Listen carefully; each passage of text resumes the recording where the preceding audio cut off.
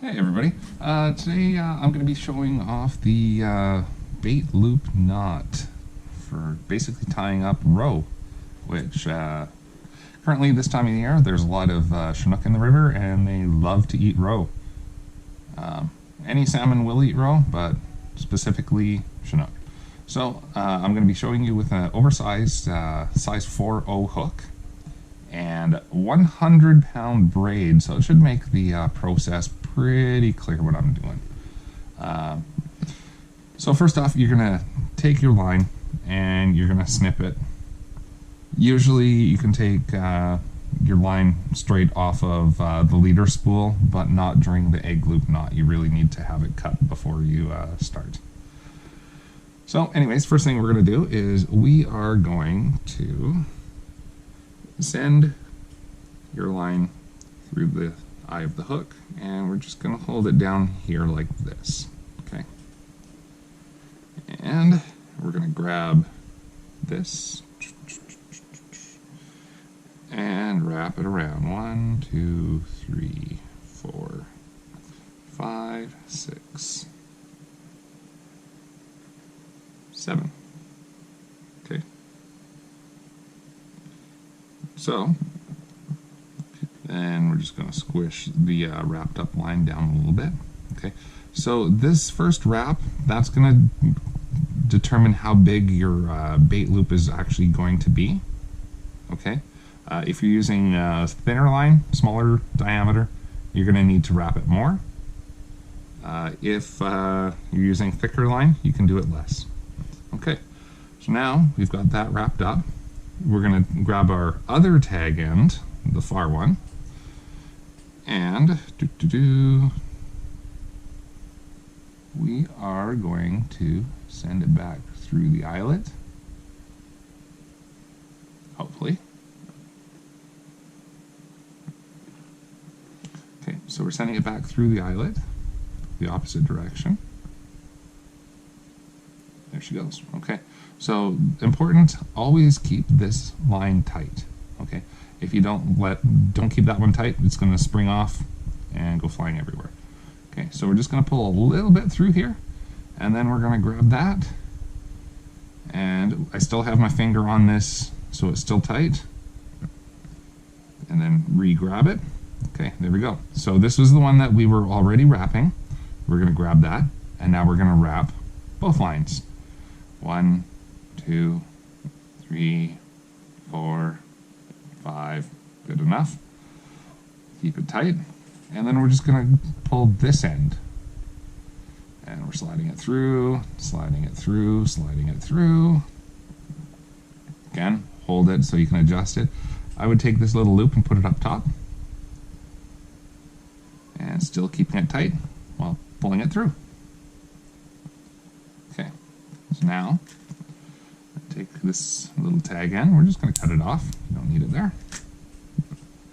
Okay, so now what you have is you can move your long end of the line. You are now able to take it and just push it up, and that creates your loop. So you put your roe in here, you put your whatever, and tighten it up. Boom. There you go. Okay, so now I'm going to show the exact same thing, but using monoline. So I'm just going to snip it off. Snip, snip. Hopefully that was easy enough to see. I noticed my camera is not quite sitting where I want it to be, so hopefully you guys were able to get the gist of it. I'm going to adjust my camera just a little bit. Apologize for that. Okay, so we're going to snip it off. There we go. Almost there, my goodness. Okay, here we go. Okay, so we got our leader, and we are going to take some out And once again, maybe 2 feet, 18 inches, all the way up to 3 feet. The longer your leader is, the less you're going to be able to feel the fish biting. So I usually keep mine around 18 inches to 2 feet. Okay, so here we go. We have the hook and the line. So we're going to send it through. And then we're just going to hold it nice and tight. Then we're going to grab this and we're going to wrap. 1, 2, 3, 4. Of course, it had to get tangled. 4, 5, 6. Okay. So, push it up a little bit, keeping this line tight, nice and tight. Push it all the way up. Now, we're going to take our tag end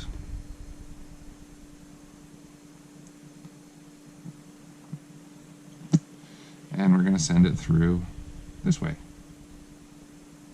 Okay? So all the while, we're still keeping this one nice and tight. Now we're going to wrap it.